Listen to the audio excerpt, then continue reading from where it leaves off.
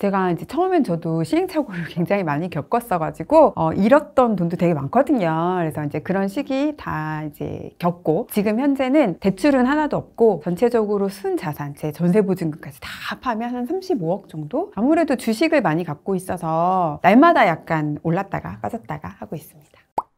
뭐 사회생활 제가 처음 시작하면서부터 물론 돈이 많진 않았지만 소액으로 펀드 가입하고 이런 걸 꾸준히 했었거든요. 주식을 안 했을 뿐. 그래서 이제 2001년도부터 2013년도에 주식하기 전까지 2012년도까지는 계속 뭔가 이런 상품을 많이 가입해서 ELS 이런 것도 해봤고, 보험도 알고 보면 간접 투자 상품이잖아요. 거기서도 또 많이 잃고 계속 이렇게 잃었고, 그리고 2013년도부터 이제 국내 주식 하면서는 당연히 또 손절 많이 했는데 가장 크게 잃었던 게 여러분들도 많이 공감하실 것 같아요. 카카오 투자해서 그 한 종목에서만 제가 손절을 한 1,500만 원 이상 했거든요. 그러니까 전체적으로 손절한 거 다 따지면 그래도 한 5천만 원 되지 않을까요? 그때 꽤 많이 했던 것 같아요. 한 3천만 원 정도를 카카오 이상을 투자했던 것 같은데요. 물타기 계속 해가지고. 그게 제 책에도 아예 캡처까지 해가지고 딱 제가 내용을 썼었거든요. 손절한 경험을. 근데 저는 그렇게 잃었기 때문에 투자를 하면서 잃은 경험 이런 것들이 있어서 지금 제가 시장에 빠져도 좀 잘 견딜 수 있고, 힘들지 않다는 건 아니지만 그런 경험이 있기 때문에 지금은 저만의 그런 원칙 같은 걸 가질 수 있게 됐다, 이렇게 생각해요. 그러니까 이게 계획이 좀 있어야 돼요. 투자를 할 때부터 이제 어떤 종목을 살 때 내가 이 종목에 비중을 몇 프로 정도 투자할 건지, 내가 투자할 수 있는 금액이 뭐 예를 들면 아까 3천만 원 예를 들어주셨는데 3천만 원에서 뭐 300만 원은 10% 현금을 남겨놓고 나머지 2,700만 원으로 투자를 할 건데, 테슬라는 몇 프로 정도 사고 뭐 엔비디아는 몇 프로 정도 사고 애플은 몇 프로 정도 사야지, 혹은 S&P 500을 몇 프로 담아야지, 이런 계획이 좀 있으셔야 되거든요. 비중이 이제 잡기가 처음엔 어렵잖아요. 그래서 ETF가 되게 좋아요. ETF가 이미 비중이 다 잡혀있는 투자라서. 근데 이제 ETF 하는 게 별로다라고 하시면 ETF를 참고해서 본인의 포트폴리오를 만드시는 것도 전 되게 좋다고 보거든요. 그래서 비중에 대한 계획을 세우고, 비중이 잡혔으면 그러면 이제 분할 매수 계획을 세우셔야 돼요. 처음부터 한 번에 투자금을 다 태우는 사람은 잘 없잖아요. 그래서 뭐 한 5번 정도에 나눠서 산다, 뭐 이런 계획을 세우시고 투자를 하시면, 그러면 이제 떨어졌을 때 물타기가 아니라 분할 매수가 될 수 있어요. 근데 이런 계획이 없이 그냥 샀는데 떨어졌네? 뭐 좀 더 사볼까? 이러면 그냥 물타기 되시는 거거든요. 이렇게 물을 타시면 더 떨어지면 괴로워져요. 근데 분할 매수를 하신 분들은 내가 여기까지 몇 번에 나눠서 사기로 했는데 이번이 2번째 매수고 다음에 더 떨어지면 나는 3번째 매수고, 이렇게 계획적으로 매수를 하시는 거잖아요. 그래서 내가 5번 다 샀는데 더 떨어졌어. 그럼 이제 기다리면 되거든요. 이렇게 계획을 갖고 투자하는 거랑 그냥 계획 없이 떨어질 때마다 담는 거는 굉장히 마인드적으로 차이가 많이 나요. 그냥 물타기라고 하지 마시고 분할 매수에 대한 계획을 세우시면 훨씬 더 좀 차분하게 떨어질 때마다 잘 담으실 수 있을 것 같아요. 종목 발굴은 안 하는 게 제 원칙이에요. 저는 그냥 시장에서 상위권에 있는 기업들 위주로 투자하는 게 제가 가진 투자 원칙 중에 하나예요. 보통은 종목 발굴하기 되게 원하시거든요. 이제 남들이 아직 잘 모르는 진주 같은 종목 이런 거 원하시는데, 그런 종목에 투자를 잘 못하게 되면 올라도 왜 올랐는지 떨어져도 왜 떨어졌는지를 알기가 힘들더라고요. 그리고 이제 그런 정보를 주는 사람에게 되게 의지하게 돼요. 그래서 이제 저는 그런 투자보다는 그냥 사람들에게 많이 알려져 있는 종목, 그리고 엔비디아나 테슬라 이런 애들은 저희가 네이버만 열어도 요즘은 다 정보가 오잖아요. 실적이 어땠는지, 앞으로 뭐 이런 어떤 비전을 갖고 있는지, 어떤 이슈들이 있는지, 어떤 호재와 악재가 있는지, 뭐 이런 것들이 다 나오니까 저는 그런 회사를 좋아합니다. 종목 발굴하지 않습니다. 지금 그 1등부터 10등까지 있는 회사들이 다 기술력도 굉장히 좋고 자본력도 좋은 회사들이라서 뭐 지구 최고 회사들이잖아요. 지구에서 가장 잘 나가는 기업들이니까 그런 기업에 먼저 투자하시는 게 좋을 것 같고, 이것보다도 더 먼저는 더 안정적인 건 S&P 500, 뭐 나스닥 이런 지수가 훨씬 더 안정적이니까 그런 지수에 투자하시는 것도 좋은 방법인 것 같습니다. 그게 이제 저는 단기 투자 하시는 분들은 약간 재능이 있으시다고 봐요. 그 투자에 대한 감과 재능 이런 것들이 있으신 분들인데 저는 그런 게 없더라고요. 저는 이제 그렇게 해서 돈을 버는 게 저한테는 너무 어려웠고, 근데 국장은 단기 투자가 훨씬 효과가 좋아요. 한국 주식시장은 시장 자체가 그 박스권 안에서 많이 움직이기 때문에 박스 하단에서 사서 상단에서 파는 요게 되게 유효하거든요. 이제 국장을 할 때는 그렇게 하시는 분들이 굉장히 수익을 잘 내시는데, 저는 그게 잘 안 돼서 국장하고 제가 잘 맞지 않았고, 미국 주식 같은 경우는 시장 자체가 이제 장기적으로 우상향을 하기 때문에 그 우상향하는 시장에서는 그냥 그 흐름에 저를 맡기면 되더라고요. 그래서 굉장히 쉬웠어요. 평범한 분들, 내가 이 주식시장에서 단기적으로 수익을 내기가 나는 어렵다, 이런 분들은 미국 시장에서 훨씬 편안하게 투자하실 수 있을 거예요. 재능이 없어서 장기 투자합니다. 네. 네네. 대부분은 진짜 다 기술주예요. 미국의 기술주. 여러분 다 아시는 M7 위주로 개별 종목이 대부분은 담겨져 있고요. 요즘 AI 관련된 M7은 아니지만 그런 종목들도 좀 있는데, 이런 빅테크, M7들은 약간 비중을 크게 가져가고, AI 쪽에서 유망하지만 아직은 성장하는 과정에 있는 애들은 좀 비중을 작게 담거든요. 워낙에 등락이 좀 심할 수 있어서 그런 이제 비중 관리 이런 걸 하고 있고, 나머지 또 일부는 시장에 투자하는 지수 투자도 하고 있습니다.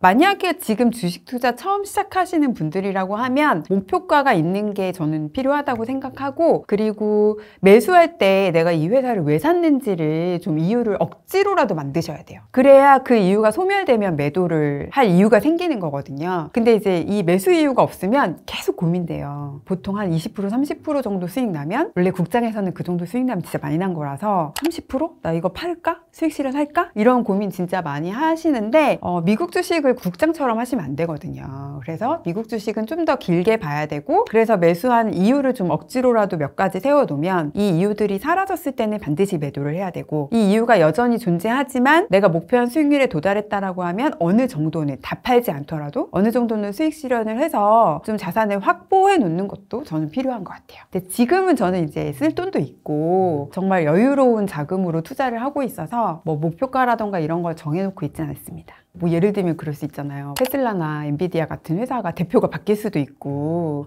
아니면 사업이 정말 이제 더 이상 다른 경쟁 업체 대비 뭔가 특별한 경쟁력을 가지지 못할 때, 이럴 때는 고민해야죠. 팔아야 된다고 생각해요. 사실 공부 그렇게 열심히 안 하거든요. 네. 근데 이제 공부하고 사느냐 아니면 사고 공부하냐 이건데, 저는 사고 공부하는 게 훨씬 좋다고 생각해요. 그래서 한 주라도 좀 관심 있는 기업이 있다면 한 주라도 사 보시거나, 아니면 요즘 소수점 투자로 1,000원부터도 투자가 가능해요. 그렇게 좀 담으시면 그 다음에 공부가 따라오더라고요. 일주일에 10,000원, 20,000원 이렇게 모아가지고 아껴가지고 테슬라도 사고 뭐 엔비디아도 사고 브로드컴도 사고 뭐 이런 것들 많이 사시는데, 이걸 사고 나면 그 기업에 관련된 뉴스를 찾아보시고, 그쪽 미국 관련된 주식시장에 관한 기사도 챙겨보시고, 그리고 연준에서 발표하는 내용도 또 찾아보시고, 미국의 대통령이 누가 되는지도 관심을 엄청 많이 가지시고 그러더라고요. 그래서 이제 사고 나면 자연스럽게 공부가 되기 때문에, 공부를 어디까지 하고 사느냐 이건 정답이 없잖아요. 그래서 공부하고 산다 그러면 이 공부의 끝이 없는 공부라서 오히려 더 어려워질 수 있어요. 매수가. 공부를 하면 할수록 모르겠네? 공부를 하면 할수록 어렵네? 이런 생각이 드실 수 있어서 한 주라도, 그리고 1,000원이라도 사시고 자연스럽게 공부가 이어지시는, 그렇게 가는 게 더 좋을 것 같아요.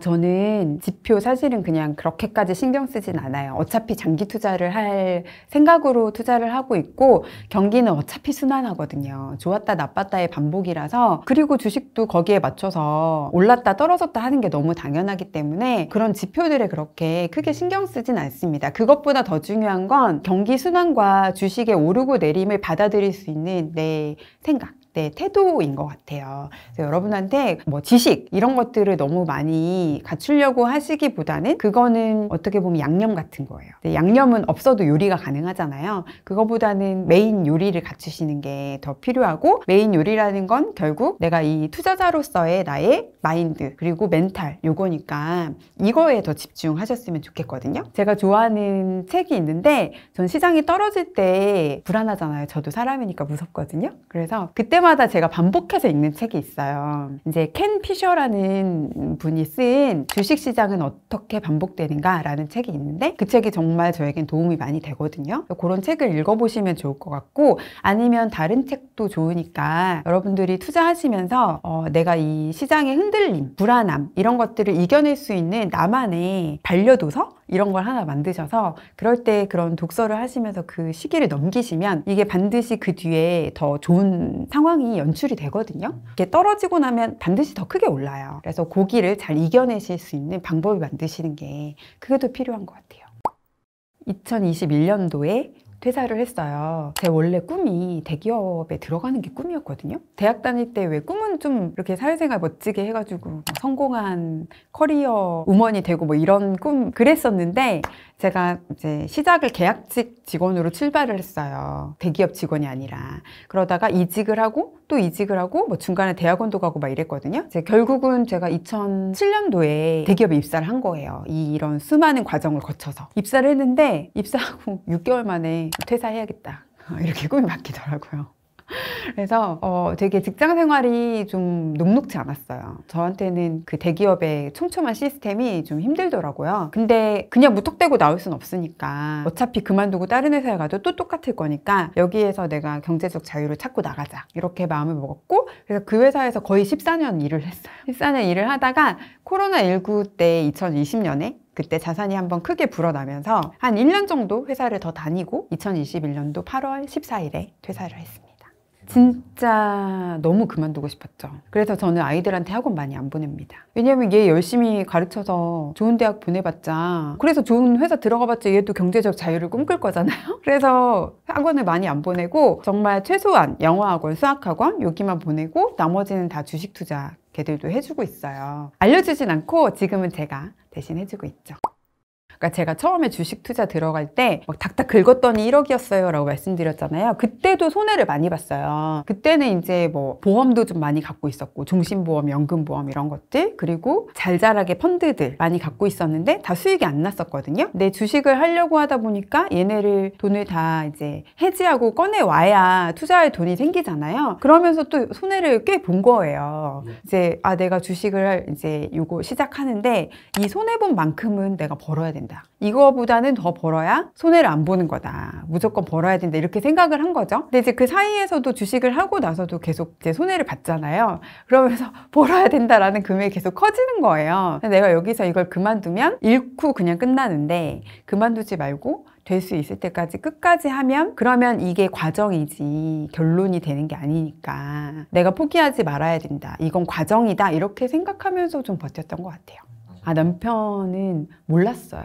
제가 얘기 안 해가지고 늘 걱정하지 마, 잘 되고 있어 이렇게 얘기해서 아예 잘 몰랐고 저희 남편 같은 경우는 투자를 할 수 있는 성향이 아니에요. 굉장히 걱정이 많고 굉장히 불안감도 큰 사람이어가지고 제가 이런 사실을 다 얘기했으면 저랑 계속 부딪혔을 거거든요. 그래서 이제 서로 각자 잘하는 거 하자. 당신은 이제 그냥 직장 생활 열심히 하고 예금 적금 하고 나머지 자산은 다 내가 알아서 할게 뭐 이렇게 했죠. 근데 저희도 중간에 이제 집이 없다 보니까 집에 대한 고민이 없었던 건 아니거든요. 근데 이제 주식 하던 거를 이렇게 손해를 이렇게 봤는데 이걸 또 다 깨서 집을 사버리면 여기서 또 한 번 크게 또 손해가 일어나고 그렇게 해서 집을 샀는데 집에서도 만약에 돈을 못 벌면 계속 손해 보고 끝나잖아요. 특히 집은 이제 거래도 쉽지 않은데 그래서 일단 여기에서 무조건 벌어야 된다. 여기에서 수익을 내고 그 다음에 다른 투자를 고민해야 된다라고 생각을 해서 남편에게도 계속 비밀을 하면서 남편은 이제 주식 투자하는 건 알고 있었고 제가 그런 힘든 과정을 거쳐서 지금 이렇게 됐다라는 거는 남편도 책을 보고 알았어요.